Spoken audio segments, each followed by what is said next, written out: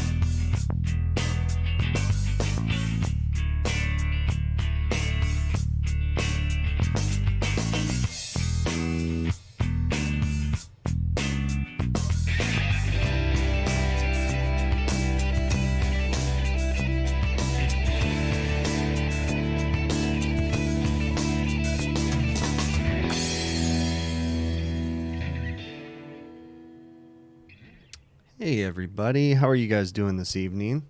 Hopefully you guys are doing well. We are surviving over here. We're definitely, as far as work goes, we're dead. I mean, we have calls here and there, but man, you know, it's super slow right now. Our restaurants, I've said it many times, but none of our restaurants are open to in-person or even outdoor dining. It's all shut down. They can only do to-go service, so... and that's 99.9% of the work that I do is this restaurant work. So we're still getting refrigeration calls. Like, I mean, I still went and I worked on an ice machine today, and I had another guy working on an ice machine, but I had one guy take the day off. We still have calls. It's just not anywhere near, you know, crazy or anything. I haven't gotten one no heat call well, we don't even have winter. I think, you know, there was like 90 something degrees at my house over the weekend. Today was probably about 84 degrees. It's a trip. And then we're having like a cool down where it's going to hit like the 50s at the end of the week and maybe rain. But the weather is so bipolar here. But we don't really know what cold is as far as winter goes or anything. So, but we're hanging in there. Family's doing good. I'm so thankful. I've been so, I know it sounds so corny, but I've really been reflecting on that lately. The fact that I am so thankful for my problems. My problems are so petty in comparison to many other people's problems that are so much worse. And I'm so thankful for that. And I don't mean that to say it in a bad way or anything. It's just I realize that, you know, my problems are nothing in comparison. So I'm thankful or grateful, whatever you want to say for that. So hopefully you guys are doing well. Got a couple things as usual that I want to talk about, and also want to address the chat questions and stuff. So do me a favor, if you guys do have questions, put them in caps lock in the chat, and we'll definitely try to get to them, okay? As usual, if I miss your questions, hvacrvideos@gmail.com. Feel free to send me an email, and we'll try to get to them there too. All right. So before I start getting to the chat right now, I want to address something, and this is kind of a continuation of... actually, you know what? before I get to that, I do have to say that this is the first live stream since we did it. We hit 100,000 subscribers. I lit up that sign behind me. I know you can't see it because the glare from my studio light is glaring off of that, but we hit 100,000. That was so cool. I'm so thankful for that.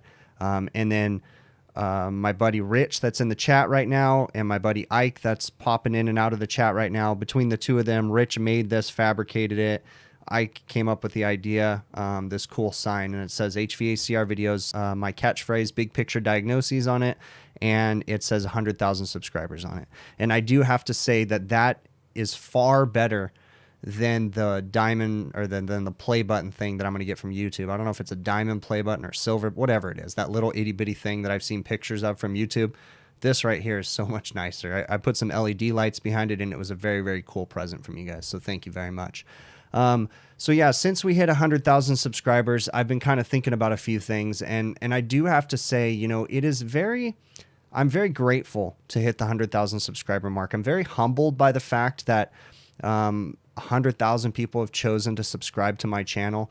I'm very humbled by the views that I get on my channel. It's amazing. I still have a hard time believing that you guys want to listen to me ramble. You know, I realize that there's knowledge in there too, but sometimes I know I go off on a ramble, on a rant, and whatever. Same thing on these live streams too, and it's so cool to see the support from you guys, the emails, the comments, the messages, all of it. Thank you guys so very much. You guys are the ones that have chose to hit subscribe on that YouTube channel, and it's because of you that we've reached this milestone. So I do appreciate it. Okay. So let me see what we got in the chat real quick. Real quick, I see some questions. Can I explain what total superheat is? Total superheat is the combination of the evaporator superheat and the compressor superheat. So that would be the total system superheat. I guess, no, compressor superheat really is total superheat too, but it's the superheat before it gets to the compressor, the measurement. The amount of heat that the suction line has absorbed basically is the total system superheat. Have I ever had an electrical shock? Yes, I've been shocked by nothing bigger than 120 volts. So I've never had a deep electrical shock. Very thankful for that. It's something that you always want to be prepared about. And being electrocuted by anything is nothing to be proud of. It's not anything you want to have as a badge of honor or anything like that, because something as simple as 24 volts can, mess you up in the wrong way. Okay, so even though most of the time it won't, if it's just the right circumstances, you could get hurt by even 24 volts. So you want to be very careful and try to be as cautious as possible when you're working around electricity. So I don't take it as a badge of honor to be electrocuted at all. So, all right. Yeah, I really, really appreciate it. Let me see what else we got in here. Hello, everybody. I see Ernesto, HVACR Vloggers in here. Hello to everybody. Let me see. I'm seeing if I'm missing anything yet. Okay, cool. Then I'm scrolling right on down here. I got one other thing right here. Yeah, I saw a video. Also said it was 90. Yeah, it is a trip. This weather that we're having right now. So it's going to cool down again, but this is Southern California, and this is how it works. Right now, we're supposed to be having a Santa Ana wind condition. I'm looking out my window right now that you guys, that's kind of really bad video because you guys can't see it. One of these days, I'd be really good to put cameras all over the place, but we had what we call our Santa Ana winds today. So it's this just erratic wind event that we get, and it comes a couple times a year. But it wasn't as extreme as they said it was. I actually got notices from my power company saying that the power might be shut off today because of the Santa Ana winds. And I mean, I'm looking out my window and it's not blowing at all right now. So the weather forecast can be very unpredictable. How often do I change a dryer filter on a refrigerant recovery machine? Frank JF Guan. So I'm going to be honest with you. In the very beginning, I used to keep a filter dryer on my recovery machine all the time. And to be frank, I don't even put one on there anymore unless it's a contaminated system.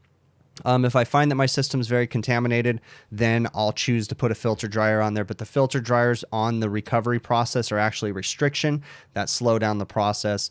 Now, I'm the owner of those recovery machines. This is my business, okay? So be very cautious and don't take me saying that I don't use a filter dryer on my recovery machine as, the way that it should be for everybody. You need to do what you're told to do, but you need to do what's best for your situations too, okay?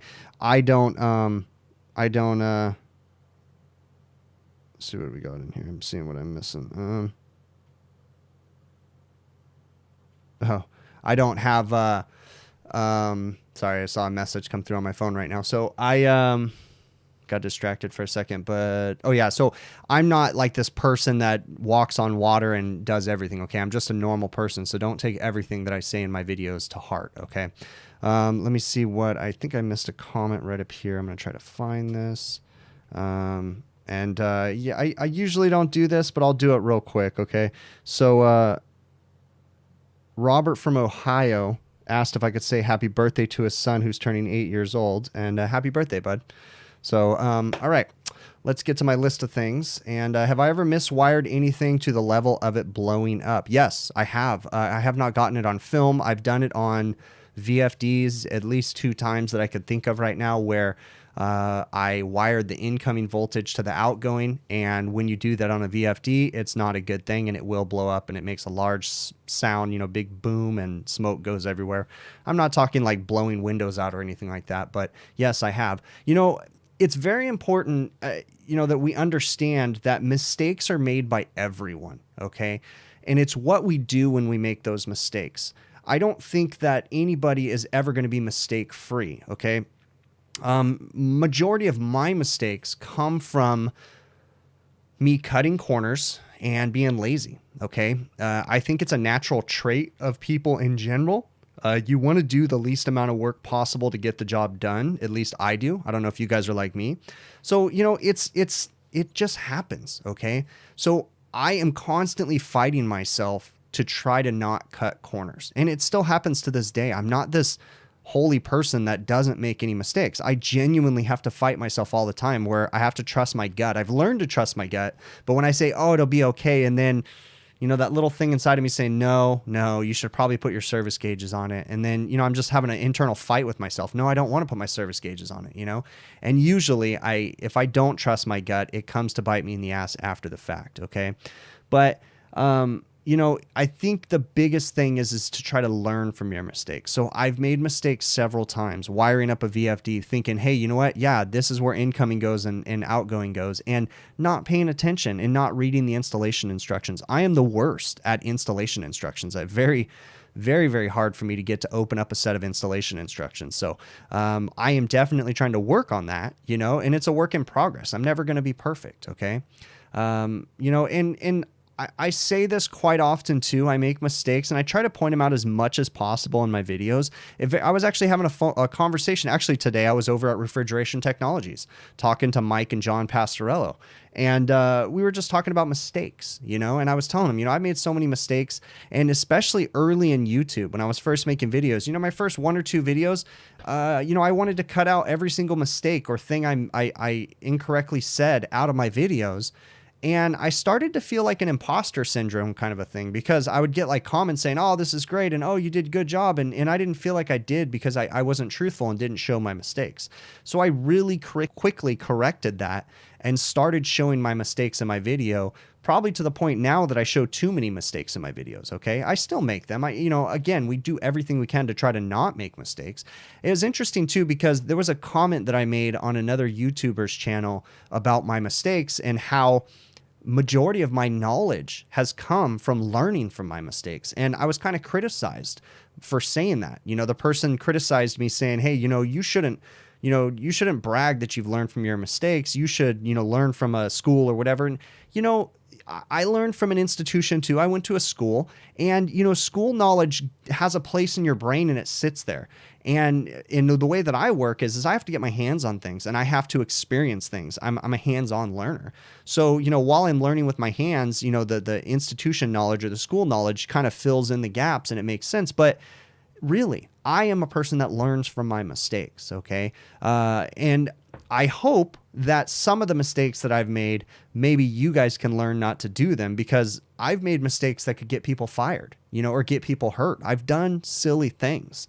And they're not things to be proud of, but they're definitely things that we can share in hopes that the next guy doesn't make those same mistakes. Maybe. I don't know, you know? All right, let's see what else we got in here.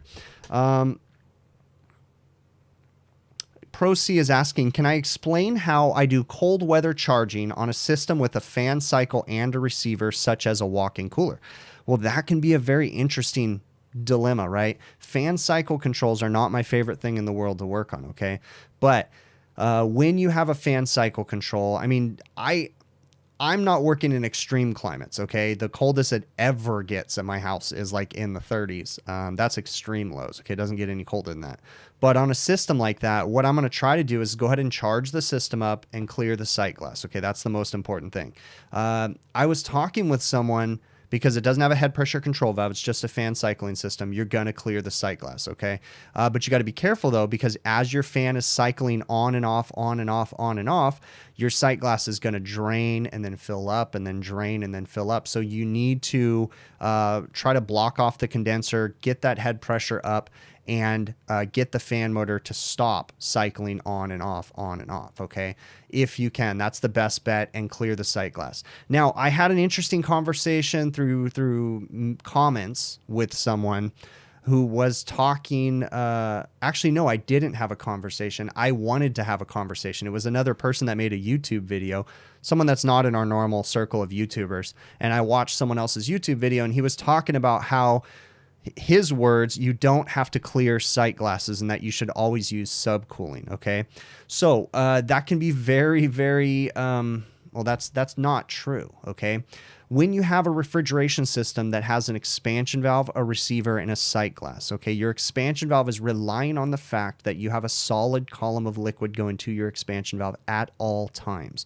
You do not have, you know, just a halfway full sight glass. That is not a clear sight glass. You need to have a solid column of liquid, period, okay, going to your expansion valve. So there's no ifs, ands, or buts about it, okay? Subcooling is a metric that we pay attention to in refrigeration, but we don't necessarily use it as a charging metric. Now, I will occasionally pay attention to subcooling on systems that have receivers, but what I'm looking for is an extremely high subcooling, okay?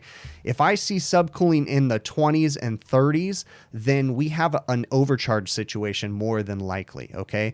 But it's totally normal for me when I work on my systems, my refrigeration, walk-in condensing units and stuff, to see about 1.5 to 3 degrees of subcooling coming out of the condenser. The important thing is where do you measure subcooling on a refrigeration system? It's not a very good metric because you have the vapor and the liquid mixing inside the receiver, and that throws everything off, okay? So that's why we rely on the sight glasses, okay?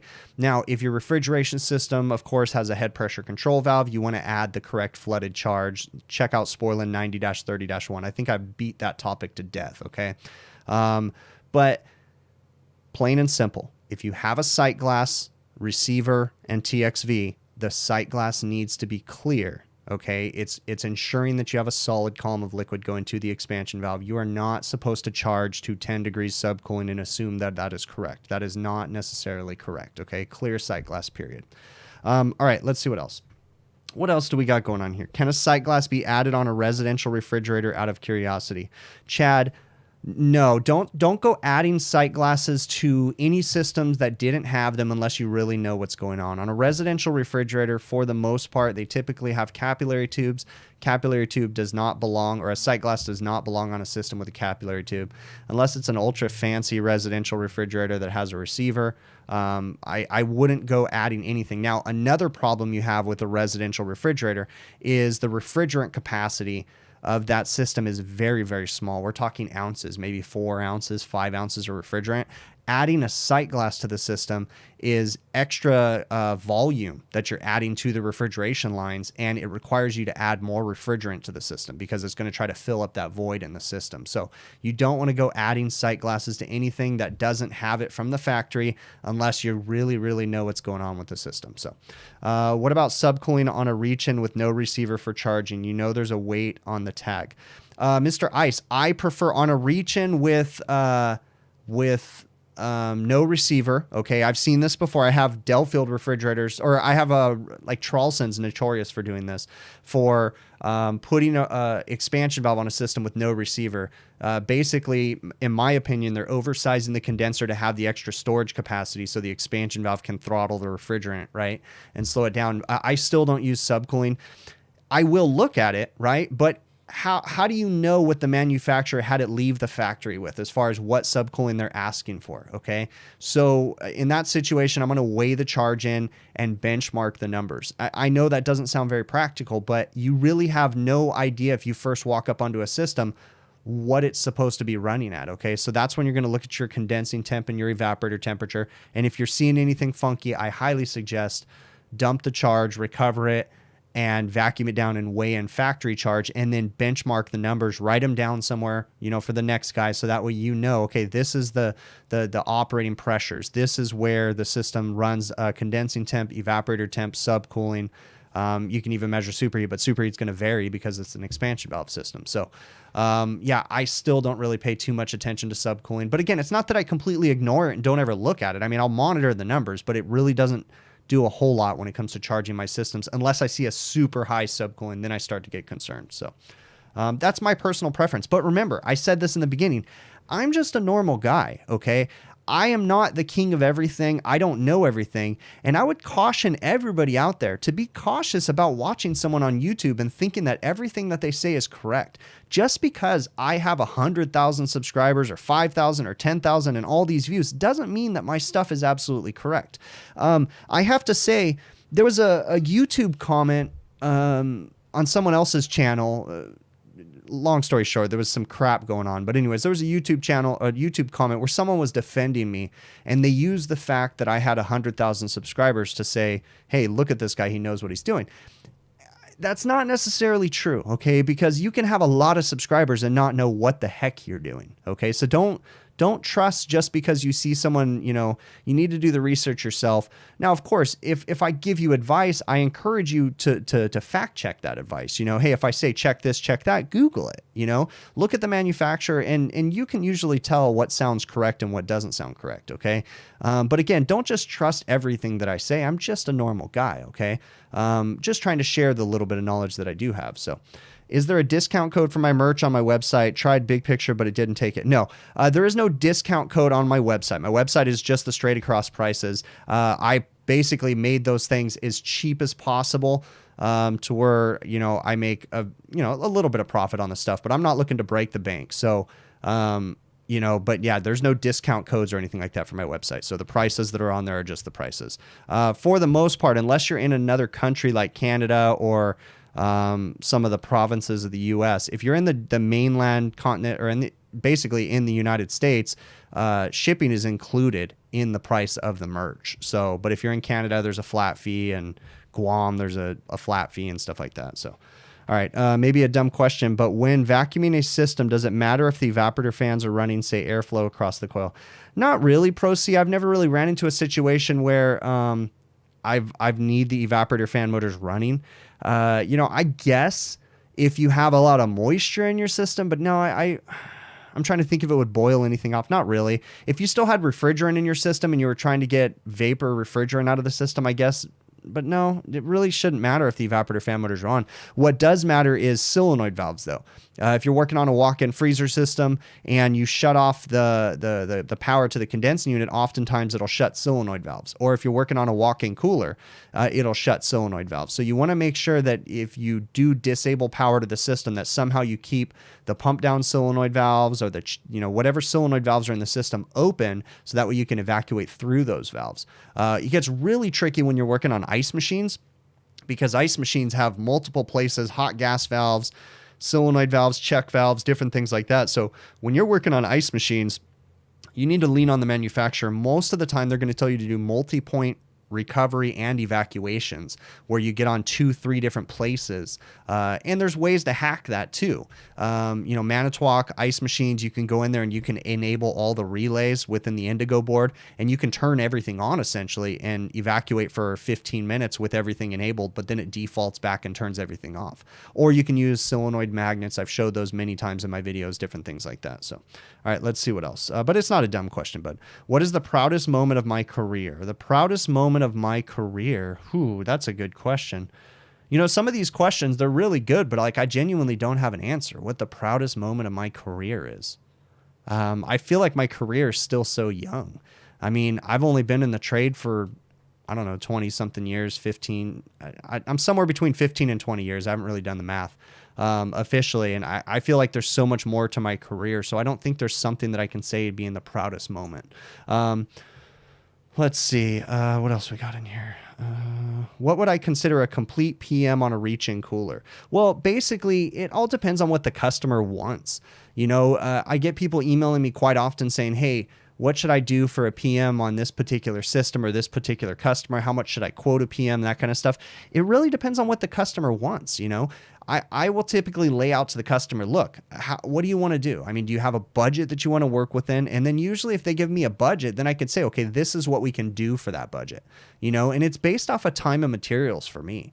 I don't have any preventative maintenance services really anymore. I used to, but not anymore, where I lose money on. Okay, all of my preventative maintenance services are basically time and materials. So it's however long it takes me to do a certain task. So the customer will come to me sometimes and say, for an air conditioning maintenance, they'll say, I want the filters changed, the belts changed, the electrical connections tightened, and the coils washed. Okay, then I give them a price for how much I think the time would take for that.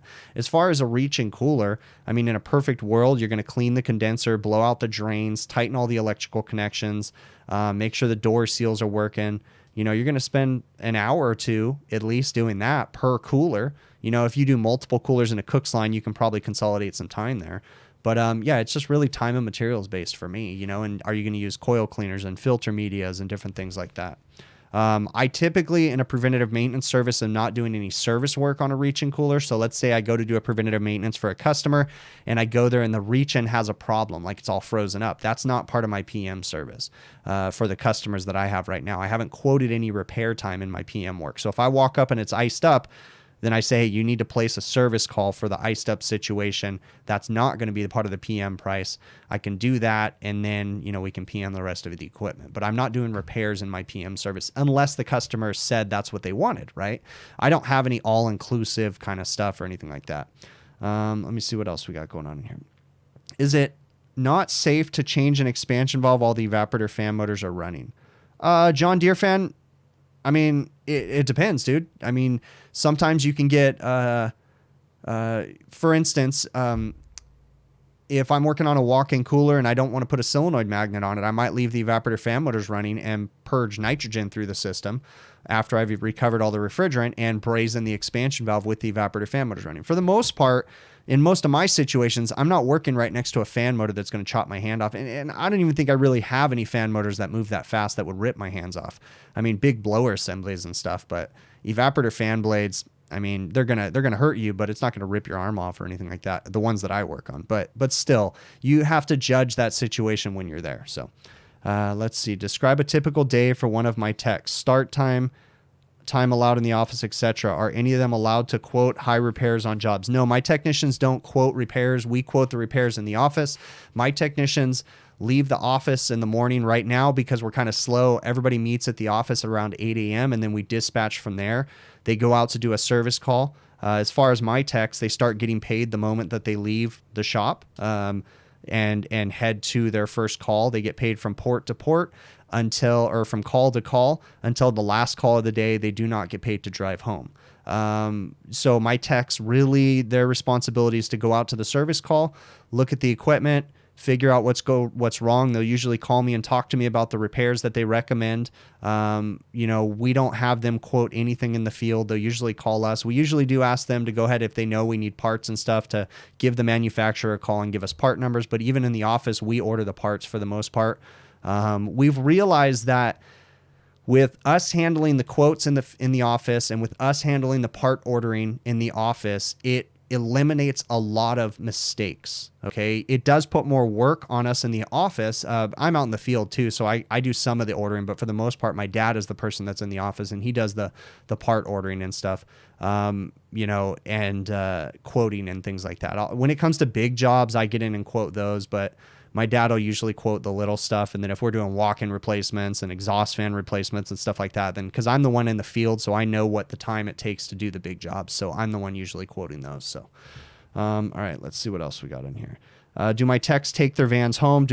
Yes, the vans are going home with our service techs. Right now, at this given time, all my service techs live within about 25 minutes of the shop. So that's why everybody comes into the shop. If everybody, if I had techs that were living 2.5 hours away, which we wouldn't do that anyways, but I wouldn't make them come into the office every morning. But because everybody lives right around the corner, they all come into the office, and yes, they do take their vans home at the end of the day. So, All right, let's see. Yeah, they have company cards as far as gas cards and things like that. But supply houses, we have open accounts at the supply houses. They know what they're allowed to purchase and what they aren't allowed to purchase. And then, we still have to scrutinize. We don't do PO systems or anything like that, but we still have to scrutinize supply house tickets and stuff. Sometimes we'll see, hey dude, you picked up this tool, this is on you. You need to, depending on what it is. Some things we pay for, but majority of the time, if it's thermometers and things like that, that's on the techs, But as far as what we pay for as a company, the way we run our business is we handle all the big stuff. So we pay for the weird specialty tools. We pay for recovery machines, vacuum pumps. The only thing our technicians are required to bring to the job is manifold gauge set, hand tools, cordless drill, and then for the most part, we handle everything else from the company's level as far as extension cords and ropes and things like that. We take care of all that. So, all right, 99% of the time you're wrong. The other 1% you're changing filters. Okay. What is my opinion on swamp coolers? Leon Simone. I mean, I use swamp coolers out here, and we're in the, Southern California, which is partially desert. So we have really dry conditions. I think the humidity level outside is like 6% today because we've got like a dry wind going through. So swamp coolers are great out here because it's so dry. But in places where there's humidity, swamp coolers are worthless because they don't do anything but pump humidity into the building. So you got to be careful about that. Swamp coolers too can harbor bacteria in the water and different things like that. You have to be careful about. So you got to make sure that you don't have growth and different things like that in the swamp coolers, and that they're maintained so that way they're not pumping nasty bacteria into the air, humidifying the building and then creating issues with people's lungs and things like that. You got to be very careful. Why would a split residential system have a solenoid valve by the condenser? It really depends on what it's going on, but typically we would put a solenoid valve for oil issues or refrigerant migration issues. But some manufacturers, depending on the line set length, if it's got a really long line set, they may have you put a solenoid valve somewhere. So it really depends. Sometimes engineers will spec certain things. You're capable of going beyond manufacturer's recommended installation guidelines sometimes. So, you may have a residential system that has a 200-foot line set, and the customer, the contractor may have reached out to the manufacturer. And sometimes some manufacturers will allow for certain things to be changed, such as really long line sets, but they may require certain things like, hey, we need to make sure there's oil traps installed, or we need to make sure that there's solenoid valves installed to stop refrigerant migration and things like that. So, but I don't know. It's hard to say. Right. You can buy tools at supply houses, and your company will just deduct $25 from your paycheck each week till it's paid. Proceed. I've worked places before that have done that, deductions, but it can get out of hand. So, of course I'll work with my guys if they need something, if they need a new manifold gauge set and stuff like that. Sometimes we'll work with them and we'll let them pay us back, different things like that. But the important thing is that they know they're not supposed to do that stuff without asking. So Twisted Candle Company, thank you so very much. I believe your name is Robert, I think. Thank you. That was a really awesome super chat. You definitely didn't need to do that, but thanks, bud. Okay, so my list right here, I already covered that one. The last two videos that I did this last week, the first one was the beer walk-in was too warm, and that was just a little glycol unit where I got really lucky because I happened to have starting components, OEM starting components for another job that did not take priority. So I was able to take those starting components that I ordered for that other job and put them on that glycol unit to get their beer system up and running. Now, when that glycol unit went down, it was actually it was sometime like May or June or something like that. So it was as we were coming out of the first lockdown, and they were actually starting to open restaurants back up. And so they were really concerned about getting their beer cold again. And so we got the starting components changed out on that one. And yeah, we've been problem free since. So that was a cool one. And then the next video was hurry, my exhaust fan is not working. That was a recent one. That one was actually recent. Actually, yeah, that was a couple weeks ago. That one, we found that the unit had a bad motor starter. Okay. And I got a lot of questions on that video. First off, I knew I was going to get questions about the sound in the background. So there was a whining sound that almost sounded like a screw chiller running in the background or something. No, it was the exhaust fan. Those exhaust fans are filthy. I think I even mentioned something in the video, and they're so caked with grease. that it's actually resonating. I don't know, it's a trip because the wheel's spinning so fast, and I don't know, something about the grease buildup where it's at or something, it's actually making that high pitched sound. So I did recommend to the customer that they get the exhaust fans cleaned, because it's also a fire hazard. You know, they can have a fire up on the building because it's actually slinging grease all over the roof, because the fans themselves have a good 2 inches of liquid grease sitting in the bottom of them. So I definitely told the customer they needed to get that taken care of. Another question that I got in that video, and I mentioned in there that I didn't like that the power switch was inside the exhaust fan, and you know, people were asking me why didn't I move it outside of the exhaust fan. Well, in that situation, I didn't have the power switch cover and stuff to move it outside. Plus, that whole exhaust fan is round, and mounting a flat switch on that round surface, I would have had to drill and mess up with the structure of the exhaust fan. So I just prefer not to put the switch outside. Even though I prefer them out there, there was really no good place for me to do it, and I didn't have a waterproof cover to do so. So, you know, sometimes on some of those older fans, I've put in like disconnect switches, but I prefer just to have a 3-phase power switch on there rather than a disconnect. They're just rather large. So yeah, it just wasn't really convenient for me. And the customer right now, they're trying to save as much money as possible, so they don't want to do any more repairs than they have to. So for me to be inconvenienced because I have to stick my hand in the exhaust fan to turn it on, you know, that's not a real priority for the customer right now. Let me see. What are visible and audible signs of compressor damage? I mean, you just got to kind of get used to the sounds and stuff. It's not really something I could describe on a live stream right now. I do want to say, if you guys haven't already, if you guys are considering any tool purchases, you can definitely help to support the channel by checking out TrueTechTools.com. I have an offer code set up with them, big picture, one word, saves you 8% on your order. I also have, I get a small commission from that too, so that's why it helps to support the channel. But I can also do affiliate codes. So basically, if you know what you're going to purchase, this is a hard one though, because like when I do say this, people flood me with emails, and it actually takes me a long time to compile these affiliate codes. But if you know what you're going to order, do me a favor and send me an email, and I can generate an affiliate link. It just gives me a little bit extra affiliate commission, basically. So that would definitely help out the channel for sure. All right. Oh, I do want to say it is official because I was talking with Brian Orr over the weekend, and I will not be at his training symposium in Florida physically, but I will be doing a virtual presentation. So Brian Orr with HVACR School is doing a training seminar, I think the end of February, beginning, or just go to his website, hvacrschool.com, and there'll be the dates for his training symposium. I should actually pull it up right now. But anyways, I'm going to be doing a virtual presentation. So I will not be there physically, but I will be sitting in my office coming up with a presentation. And Brian had a really cool idea of a presentation, and I'm going to try to work on it and make it a little bit better and stuff. So yeah, I will be doing that. I was at his symposium last year, but because of COVID and work schedules and stuff, I'm not able to make it this year. So I'm clicking on events on his website right now, hvacrschool.com, March 11th through the 13th. So I don't know exactly what day I will be doing. Brian is selling, I believe he's selling online tickets for that too. So myself, I think I'm just kind of you know, there's going to be people much smarter than I teaching at his thing, and I know he's going to have some sort of an online thing where the stuff can be viewed online. So definitely go to hvacrschool.com and support Brian by signing up for that training symposium. I don't think the online tickets are very much money at all, so definitely check that out if you guys are interested in that. Let me see what else we got in here. What do I need as a license to work in my area? In the state of California, I do not need you only need a contractor's license to run a business. As far as a service technician goes, you do not need any specific license to be a service technician in California. I really do think that we should have some sort of a license, but because I think it could level the playing field. But then again, yeah, that's a whole nother thing. That could turn corrupt too. So you do have to have an EPA certification to handle refrigerants. That's actually a federal rule across the United States. So let me see what else.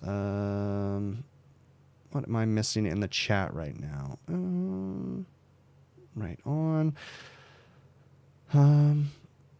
Oh, okay. So Ernesto, HVACR Vloggers, he made a change in his career because Ernesto used to do the similar work to myself, doing restaurant work. And he said that he's gone to doing commercial air conditioning only. And he's saying his stress level has dropped tremendously. And I could totally understand that because the stress level that I deal with, but then again, I'm an owner too. So that's a different stress level. But, you know, of being on call and having to fix things 911, that kind of stuff in refrigeration can be very, very stressful. So good for you, Ernesto. I'm happy that you're liking it, man. That's really awesome. So if I could give advice to someone starting a company, what is some advice I would give? Steve Ruker.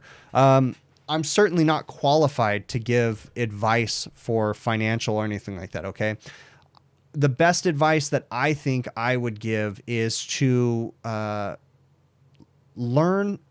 take some classes on running a business, learn about finances as much as possible. See, and again, this is my opinion, okay? I am not a financial advisor or anything like that, but see, I would like to do cash based, okay? My personal preference, okay? I realize that there's a lot of people out there that promote leveraging credit to start businesses and things like that. I'm a person that worries and I can't have debt held over my head. That freaks me out. So my personal advice, if I was talking to myself, would be to do the best you can to not leverage your life to start a business. That's my personal, what I would tell to myself, if that makes sense to you. Okay. So I would not recommend taking out huge loans and things like that to run a business, because what happens if stuff hits the fan? I'm a person that always thinks about the worst case scenario. And again, maybe that's why I'm not some giant business that's growing leaps and bounds and making sales like crazy. Because you can certainly see via social media and stuff like that, there's lots of, prominent people on social media that claim that they're doing so great and they're buying trucks every week and they're growing and they're expanding and their acquisitions and buying other companies and just growing and growing and growing. But that scares me to death. But maybe I'm just not the type of person that's made for that kind of work. Okay. I'm the kind of person that likes to feel comfortable in what I do and know that if something happens, I'm not going to be having people banging on my door asking for money. That's just me. But again, guys, I am not this super guru about businesses and stuff. Okay. That's what I would tell myself in the future is don't leverage your life. Okay. But also understand that, you know, starting a business can be so stressful, right? My least favorite part about HVAC is running this business. My favorite part about air conditioning and refrigeration is going and doing service calls. I love working on equipment. I hate running a business. I despise it, right? That's just me though. Yeah, anyways. Check out my buddy Tersh Blissett over at Service Emperor. Service Emperor, is it Service Business Mastery or is it Service Emperor? I don't know if one of you moderators can link Tersh's channel. I'm trying to remember because I know he made a name change on something. I don't know if it's Service Business Mastery still, or if Service Emperor is just his company name, but Tersh does YouTube stuff on businesses and how to run businesses, and he's a pretty smart guy. So I'd check out Tersh Blissett's stuff. Let me see what else we got in here. My experience using Fieldpiece JobLink probes, is it worth it? Tate, absolutely. I love the Fieldpiece JobLink probes. I was just using them today. Definitely suggest looking into those if you haven't already. Philip, thank you so very much for that super chat, Philip. That is amazing, bud. Holy moly. Wow, bud. Yeah, I'm dumbfounded right now. Thank you so much for that super chat, Philip. Let me see what else we got in here. But yeah, the Fieldpiece JobLink probes, I love them. And Measure Quick, which you can use the Fieldpiece JobLink probes. If you follow Measure Quick, Jim Bergman just came out with a video that he's finally doing multi-stage support and multi-circuit support for refrigeration. I believe it's just about to be released if it's not already. So, and the Fieldpiece JobLink probes work great with Measure Quick. So definitely, if you're interested, check out TrueTechTools.com and use my offer code BIGPICTURE to save 8%, and you can pick up those JobLink probes on there. Let's see what else. Please explain winter charge. You are in from the Netherlands. Okay, so winter charge. All right, I've covered this one, but again, I know that so many people struggle with it. So we have what we call a head pressure control valve. A head pressure control valve, in the simplest terms, bypasses the refrigerant flow from the condenser and dumps discharge gas directly into the receiver. Okay. By slowing down the flow from the condenser. It backs liquid refrigerant up in the condenser, and it's just like blocking off the condenser with a piece of cardboard. It drives the head pressure up, okay? Why are we doing this? Why do we need a head pressure control valve? Why do we need to drive the head pressure up? Well, an expansion valve is meant to operate within a certain pressure differential, meaning that there's got to be a certain pressure coming in and there's got to be a certain pressure going out for that valve to be able to maintain the superheat correctly, okay? So in order to do that, we need to keep a constant condensing temperature, okay, and a constant pressure going into that valve within a certain envelope, basically, okay? So if it gets really, really cold outside, your head pressure and your condensing temperature is going to drop, right, and get really, really low, and the pressure differential on your expansion valve is going to get really, really low too, because you're not going to have high pressure pushing that gas through the expansion valve anymore.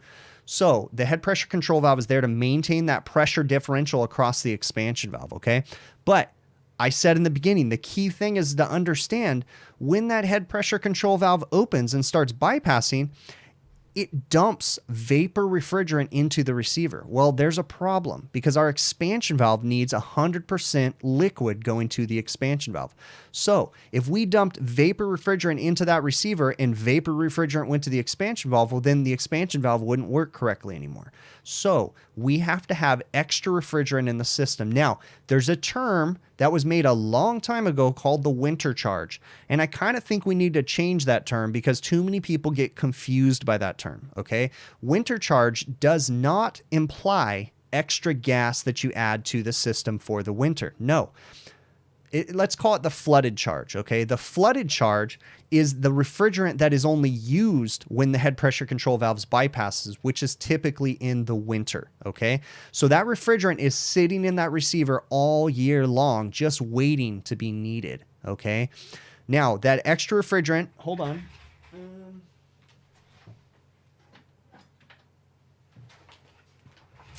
So I've got a receiver right here. Okay, this is the dip tube. This would be going to the expansion valve. This would be coming from the condenser or the compressor, depending on if the head pressure control valve is bypassing, right?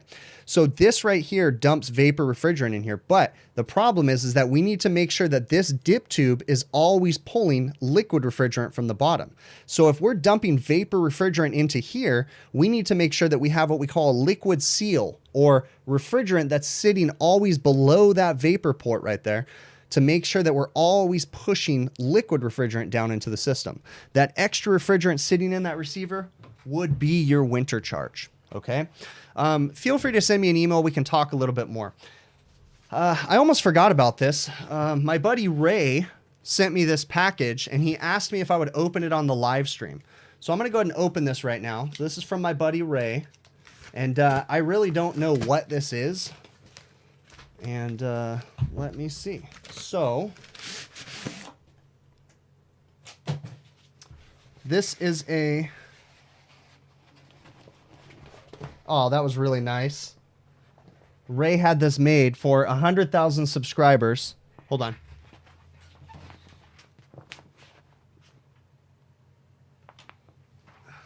So that's really nice of you, Ray. Thank you very much.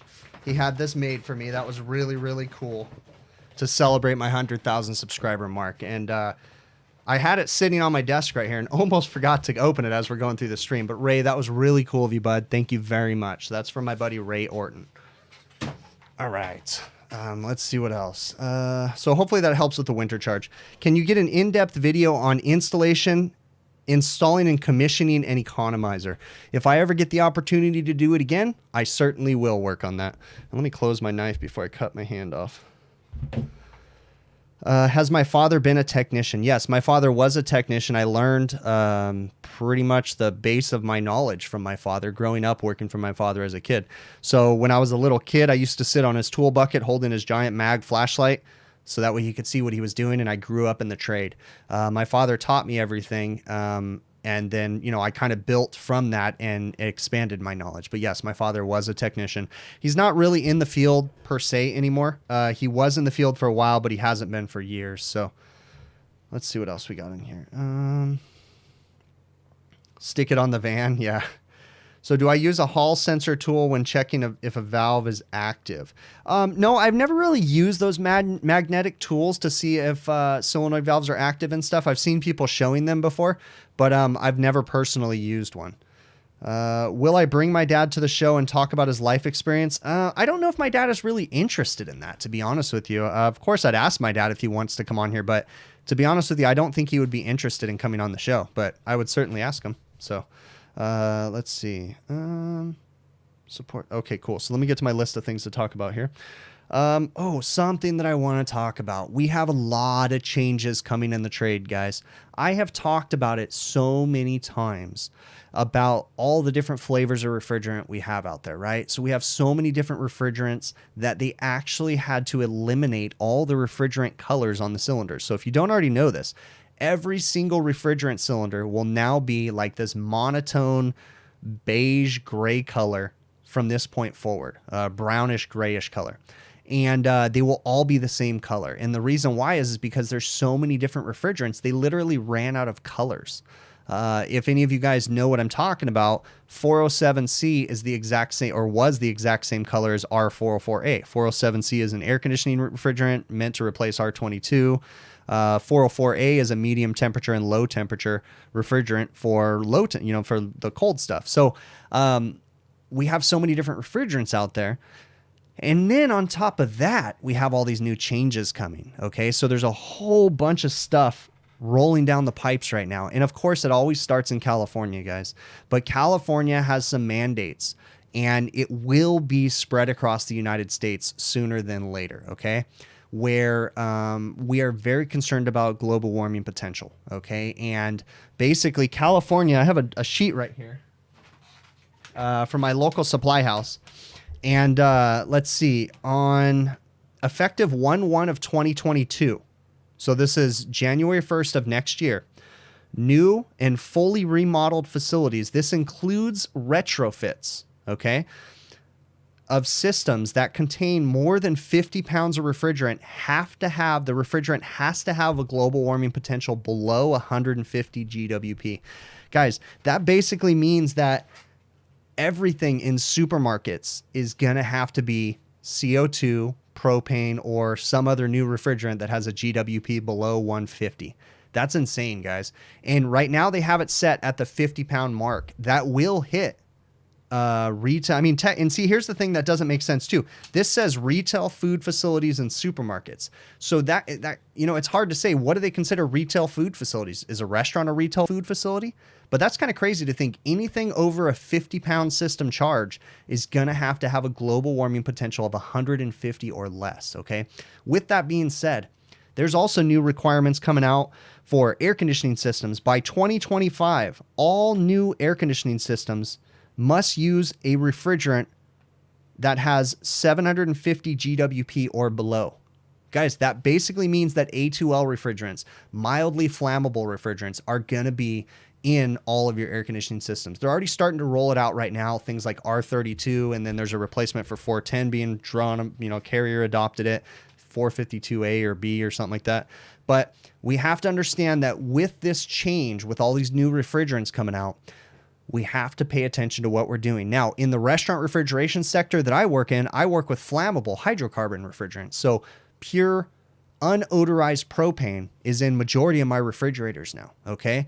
And that means that if you light it, it will catch fire. Now, a mildly flammable A2L refrigerant probably won't catch fire right away, but it's something to think about, okay? You have to have special recovery machines and special vacuum pumps to recover the refrigerant from mildly flammable or A2L refrigerants. Fieldpiece has products. Everybody is working on it right now. But you need to make sure that your equipment that you're using to recover the gas out of your systems, the equipment is designed properly. As we get into these systems that have mildly flammable refrigerants and hydrocarbons that are 100% flammable, we have to make sure that we're being very cautious about modifying the system, doing different things to it, adding aftermarket components that aren't designed for the system. So there's a lot of changes coming into the industry, and we need to be ready for it and pay attention, okay? I don't think it's anything to be afraid of, okay? It's just one of those things that we have to be ready for as things start to change. Let's see what else we got in here. What do I think about microchannel condensers? I mean, they are what they are. I deal with them often. I really don't have any problem with them per se. There's some intricate things about microchannel condensers. They can retain the water because of their retention rate or something. I don't know what it's called, but basically if you spray them down to clean them with water, what you'll notice is the water gets stuck in the little fins. It's like almost like it's a vacuum holding them in. There's a name for it, but I'm not smart enough to remember it. So you got to make sure you blow them out with a blower or tap the water out, or you can drive the head pressure up and cycle on high head pressure on microchannel. Personally, I haven't had issues with leaks on microchannel coils. I know other people have. I don't really have anything bad to say about them. You need to be careful about the cleaners that you're using to clean them too. So. Can you stop leak in a refrigerator if the line around the door has a leak, or is there an alternate to fixing or bypassing that line in 134A? I personally would not use stop leak or any additive in that system. I would lean on the manufacturer. I don't know if it's a domestic refrigerator, residential one. It sounds like it is.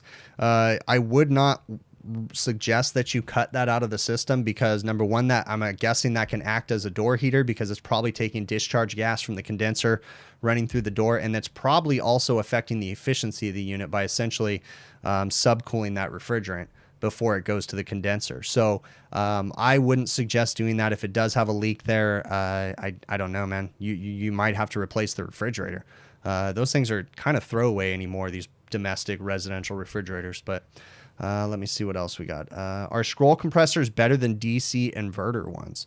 Well, DC inverter compressors typically in my area are scroll compressors, or they could be rotary compressors, I guess. I wouldn't say that they're better. I think every compressor has a purpose, and every system was designed for a certain compressor. So I really don't really have much more to say on whether or not they're better or not. As we get into more inverter-driven compressors, I think we have to make sure that you have proper power conditioning, which is a problem we run into on the commercial side, where my restaurants don't have power conditioning and we have VFDs being installed in all their equipment, and then the VFDs fail consistently over and over and over again, in my opinion, because we have dirty, poor, unconditioned power out here. We have low voltage, high voltage, power outages a lot and things like that, which in my opinion leads to failures in the VFDs. So, you know, I think as you get to more inverter-driven compressors, you have the potential to have more problems if they don't have proper power conditioning, surge protectors, line reactors, things like that to protect the power going into the inverter or the VFD. How do I leak check static evaporator coils? Just pressurize the system and go to town. It can be hard though. So on like cold rails and things like that, you know, if you'll typically, if you can't, because it's usually sealed with stainless steel, I just go to where the lines are penetrating the stainless steel and do a leak check around there. If I really suspect it actually being leaking in the static cold rail, then what I will do is pressurize it, isolate it from the system, pressurize it with nitrogen, and do a standing pressure test for so many hours, you know, leave overnight and come back and see if it's lost pressure or something like that. On some of those cold rails, actually manufacturers typically want you to do that before you condemn a cold rail. Oftentimes you have to replace the cold rail. You typically can't take them apart and fix them. So let me see what else we got in here. Is Embraco compressor better than Danfoss, or is Danfoss better than Embraco? Chad, I really don't have an opinion on that. Both of them I'm sure serve a purpose, but I don't have an opinion on Danfoss or Embraco being better either way. Let me see what else. Do I fix toilets and sinks? No, I'm not a plumber. I fixed my own, but no, don't really know much about that. All right, let me see what else we got in here. So Cody had asked me a question about how many, Cody said he's starting to have some vertigo issues when he's climbing up ladders, and he says it's only extension ladders, and he was just kind of curious, in my sector of the trade, how many restaurants do not have permanent ladders, meaning that we have to use extension ladders. I would say that I'd say like less than 1% of my restaurants don't have some sort of a way for me to get onto their roof to where I have to use an extension ladder. Majority of my restaurants, mainly because of fire code, have to have some sort of a ladder to get onto their building. Now, I do have some customers, for instance, that have a ladder, but it's literally in the bathroom hallway where the customers have to walk through. So it's not convenient or feasible for me to use their ladder.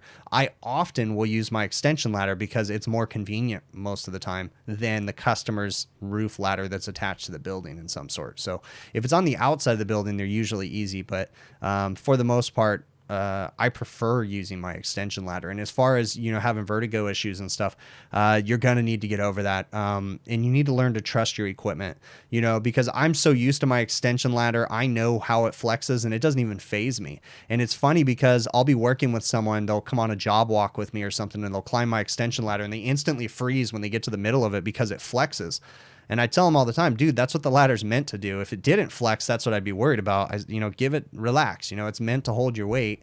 You got to learn to be comfortable with it. And I realize that's easy for me to say because when you're dealing with a mental issue like vertigo, or maybe not even mental, that could be in your brain. But I mean, or not in your brain, but it could be your eyes and all that crap and ear issues and things like that. But, it's something that you're going to have to get used to, especially in this trade, is climbing ladders and working in heights and stuff. So do I think chillers are going to be affected by the new rules about reefer and ozone and whatnot? Oh, yeah, Colorado Fish Guy, for sure. Let's see. Industrial refrigeration cold storage, effective 1/1/22. New and fully remodeled industrial process facilities must use refrigerants below 2200 GWP. Cold storage facilities must use a refrigerant below 1500 GWP. Now, this is California. This is not federal yet, but this is California, and this will phase out.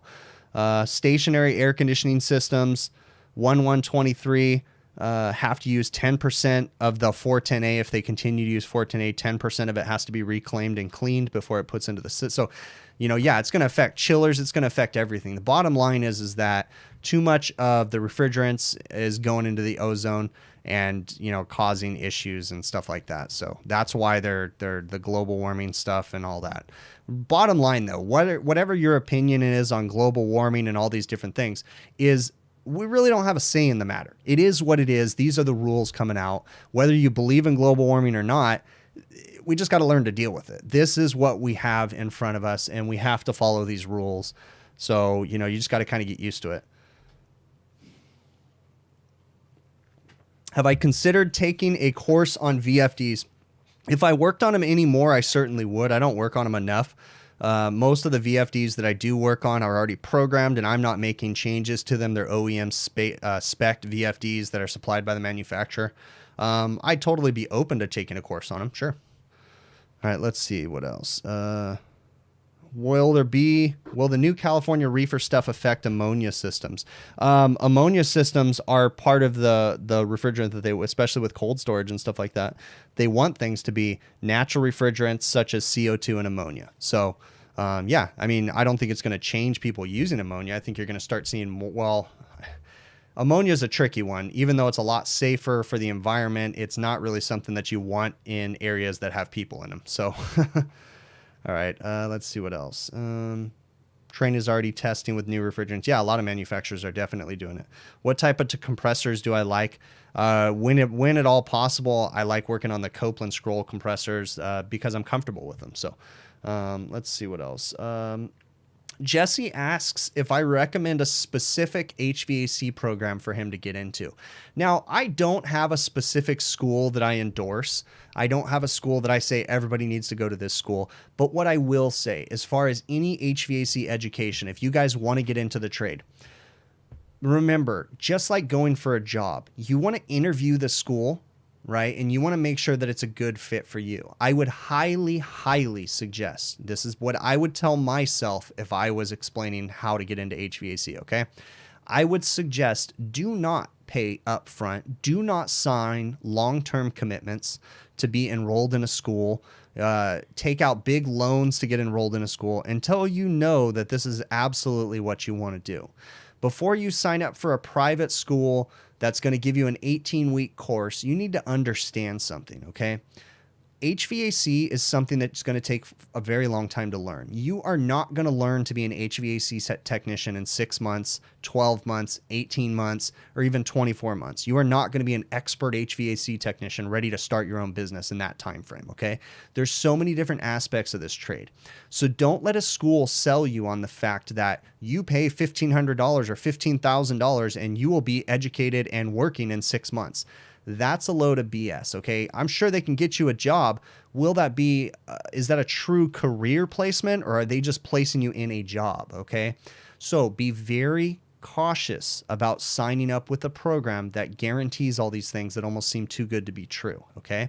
I'm not saying that a private HVAC education is not a good thing. I definitely think any of them can be great. There's good teachers that I know that teach at private schools. There's great teachers that I know that teach at public schools, okay? But I would highly suggest that if you're just interested, dabbling your feet, and want to know if HVAC is something you want to get involved in, go check out a local community college, take a night class, okay? Pay for one class and see if it's something you like. If it really, really is, if you don't like their program, then go sign up for one of those fancy schools that you pay for everything up front and stuff. But just be cautious about paying all that money, because what happens if you change your mind 6 months into the school and decide you don't want to do it anymore and you're out all that money? I mean, make sure you can get a refund or something like that. I don't have a specific school that I endorse. There's lots of great teachers at all kinds of different schools. But just do your research, ask around, ask the supply houses, ask the businesses. Try to call some of the service companies in your area and ask them, hey, I'm interested in getting HVAC. I'd love to apply for you when I get out of school. Do you guys have any schools that you recommend, you know? And then they're not guaranteeing that you're going to get a job, but they would probably give you some information. If someone called me local to my area and said, hey, I want to get into HVAC, what school would you recommend? Me personally, I'd tell them Mount San Antonio Community College in Walnut, California, because that's a trade school I went to. Is there other schools that are just as good? Sure. I just know that one local to me. Okay. So hopefully that answers your question for you, bud. Let me see if I'm missing anything on my list. I don't think so. All right, cool. Let me get to the chat right now. Why can't the HVACR industry use one standardized refrigerant excluding ammonia? Because there's so many different design requirements for refrigeration and air conditioning. There's high temperature, there's low temperature, there's ultra low temperature. So it all requires different types of refrigerants because they all perform differently at different temperatures. All right, let's see what else. Was there a service call of a simple bad fan motor lead to so much more? Yeah, I mean, I can't think of it exactly, but I'm sure that you can find a video where I went out for a condenser fan motor and then found refrigerant leaks and different stuff like that. I mean, I always try to focus on the big picture when I'm working on anything. So I can't think of one particular call, but yeah, for sure. All right, let's see what else. Which POE should be used with R404A? What is the difference between 68, R32, BSE32? It really depends on, you need to reach out to the manufacturer because they design the oils to operate differently at different temperatures. So if you're going to have a system that runs really high condensing temperatures, that oil might start to break down. So you want to talk to the manufacturer and figure out, because the oils, POE oil is not just every POE oil is not the same. It really depends on what you're using it in. Each one is going to have different additives or different things inside of it. So you want to reach out to the manufacturer of the compressor, see what they recommend in the type of system you're working on. I'm not familiar enough to say that, this whatever weight POE oil is the one you want to use for this. You can also ask supply houses, but always lean on the compressor manufacturers themselves to see what they recommend. Taylor, a Vantor in 2021. I've thought about doing it, so yeah, I'll probably see one of those. How many refrigerant leaks do I see due to poor workmanship? Actually, Brad, not as many as one would think. I really don't see that many due to poor workmanship. Majority of the refrigerant leaks that I see, I'd even go out on a limb to say 95% of the leaks that I see are improper food storage from airborne stuff in the food, chemicals like vinegars and citric acids from the food not being stored correctly, being airborne and eating away and corroding at condenser coils and evaporator coils and things like that. So that's the number one cause of leaks that I see. Usually leaks are on the low side of the system in the evaporators and the reach-in coolers and the walk-in coolers, and it's because food's not properly stored.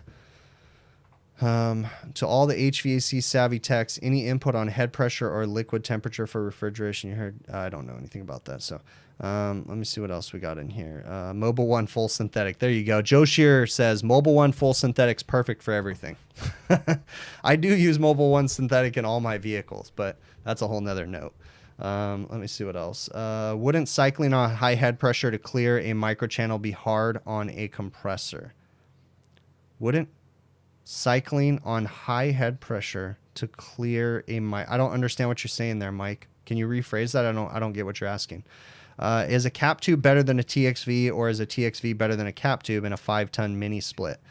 Chad, in a 5-ton mini split, as long as you followed all proper refrigeration practices and the system's properly evacuated, I personally would like to see an expansion valve in that system, because it has the ability for efficiency to change the refrigerant flow, essentially, you know, or hold back some of the refrigerant and allow some of the refrigerant when it's needed. Okay, capillary tube system is going to be a fixed pressure at all time, well, a fixed amount of refrigerant going through there, so the efficiency is going to drop off the map. Now, some people are going to say the reliability gets better, but I don't know. I really don't have a huge preference in the matter.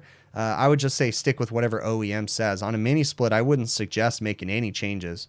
If it's a mini split, you need to stick with whatever's OEM on that. All right, let's see what else. Did the vaccines come in California yet? And is the COVID over in that area? Because you heard in some areas it's ended.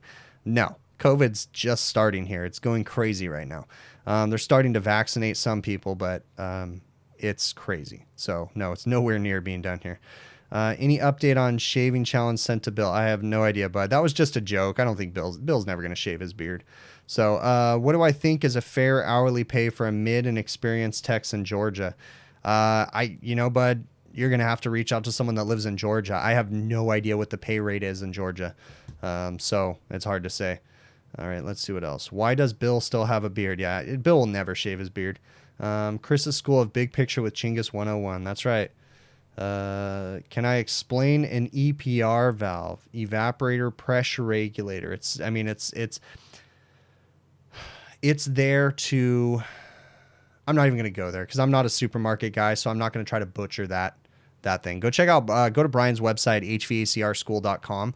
And he'll have some great testimonials or great articles written about EPR valves, I'm sure by maybe Jeremy Smith or Kevin Compass, two guys that do the supermarket stuff like crazy, and they'll write for Brian every once in a while. They'll give you a better explanation that I could butcher. So let's see what else. What is my experience with coated evaporator coils to prevent acid damage? Brad, I've seen it. It prevents damage, but eventually the acids will eat away at the coating too. And then what'll start to happen is the coating will start to flake off after so much time. And then when you wash it, the coating will actually start to plug up the coil. So I think they're great. Refrigeration Technologies has an epoxy-based coating that you'll put on a coil. You spray on it when it's brand new. It's not like a paint though. It's like a clear epoxy that goes on there. So I've been using that and had good experience with it. I made a video on it too. If you look on my channel, Protecting Condenser Coils, I think is what I titled it or something. So do I ever think about doing online classes to teach people like at Open a Mini School? Chad, I'm not qualified to teach an online school at all. Earlier I said to clear a microchannel, either blow out the water or cycle it on. No. On a microchannel, I'm saying if you don't blow out the water, that it will go off on high head pressure if it's saturated with water. So on a tube and fin condenser, when it gets wet, the water, the spacing in between the tubes and the fins, the water will fall off. But on a microchannel, it gets stuck in the little openings on the microchannel. And if you don't get the water out, the compressor will go off on high head pressure, in my experience, in my areas. Because I'm in the high ambient temperatures where it can be 115 degrees outside. And when you wash a condenser, a microchannel condenser, you'll actually see it go off on high head pressure if you try to run it while you're washing it. So that's what I'm saying, to clear that water out. So that makes sense what you're asking me now. All right. What's the smallest glycol room I have seen? I don't know, but it's just the little units that I work on, little 3rd horsepower units. Why do some systems use a solenoid valve to shut off the system? Okay, Kevin. So we will use a solenoid valve to prevent refrigerant migration, to shut off the flow of refrigerant to walk-in coolers, for pump down reasons.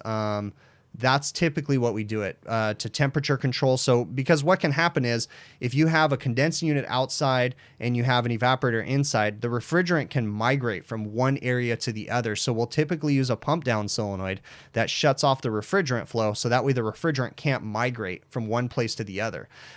If you have, sometimes you can have the refrigerant migrate up to the compressor, and then the compressor can start, and they call it a flooded start, where it's full of liquid refrigerant and it can actually mix with the oil and take the oil out of the compressor, and then you have oil loss issues. So we'll do a pump down system to prevent that kind of stuff from happening.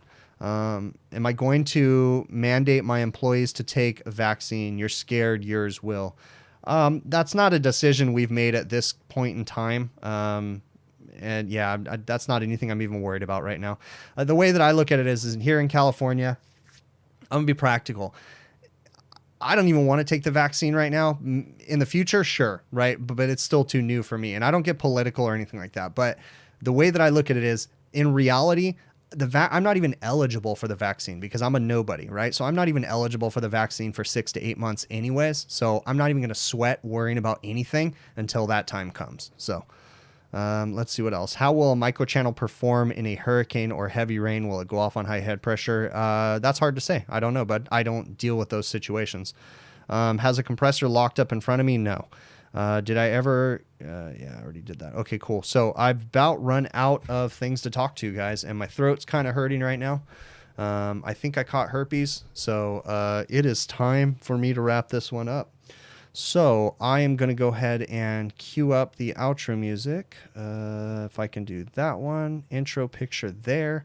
And I'm going to transition on out of this one. I really, really appreciate you guys. Again, thanks you all for subscribing.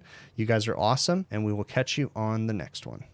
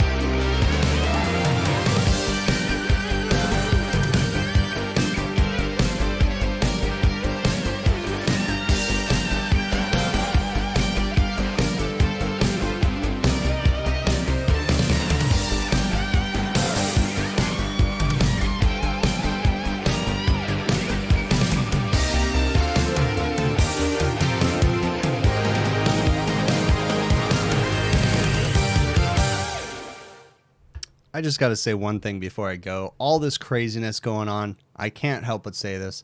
Stay safe, everybody, and be good humans. For real, just be kind to one another. We don't need all this craziness going on that we genuinely don't have very much control over. Just be kind to one another. That goes so far with everybody. That little bit of kindness, right? Remember that. Remember that, you know, some people are going through crazy problems right now, right? So just be good to one another. And I'm going to close this out. I really, really do appreciate you guys. And again,